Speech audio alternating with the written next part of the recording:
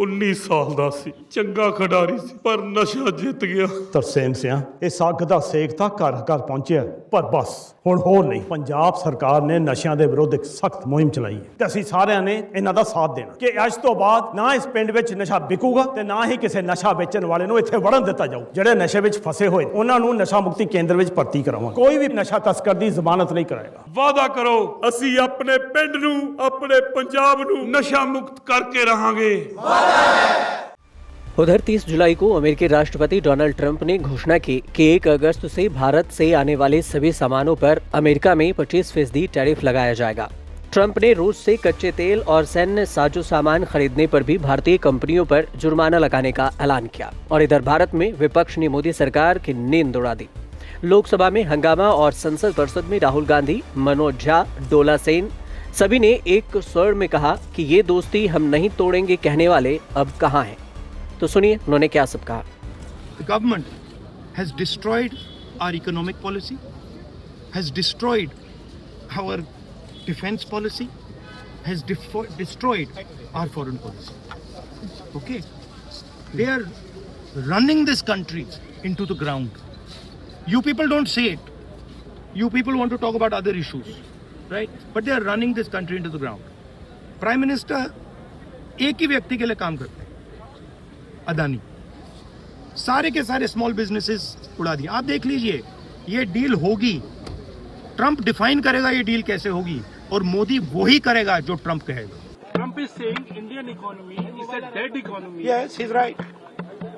I mean, everybody knows this, except the prime minister and the finance minister. Everybody knows that the Indian economy is a dead economy. I'm glad that President Trump has stated a fact. What more do? Why are you asking this question? लेकिन 25% tariff लगाया, plus penalty भी लगा दी। It is a dead economy.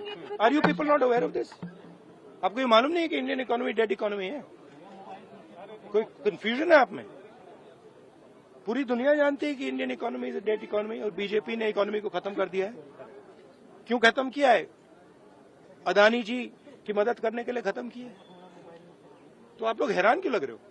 ये कायदे से ये सारे mic हमारे प्रधानमंत्री जी, हमारे गृह मंत्री जी के पास जाना चाहिए, तो हम तो उनके साथ खड़े हैं।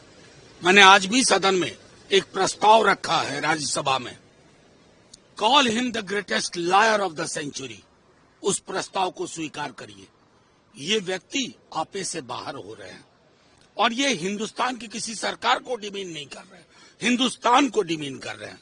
लेकिन पता नहीं क्यों मेरी सरकार चुप है, आर ले रही है। अरे साहब, एक शाम खाएंगे लेकिन किसी की चौधराहट नहीं सुनेंगे। ये बनाइए हिंदुस्तान। सर, सदन में उठाएंगे? उठ चुका है भाई।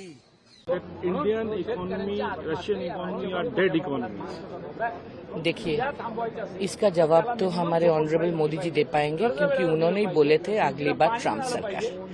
तो मेरा ऑनरेबल प्राइम मिनिस्टर को पूछिए, उन्होंने ये भी नहीं बोले कि ट्रम्प असत्य बोल रहे हैं। इसका मतलब यही मानता, मौनता यही मानता, उसका साइलेंस, हमारे ऑनरेबल प्राइम मिनिस्टर की साइलेंस यही मानता कि ट्रम्प ने ही सीज़फायर कराया था।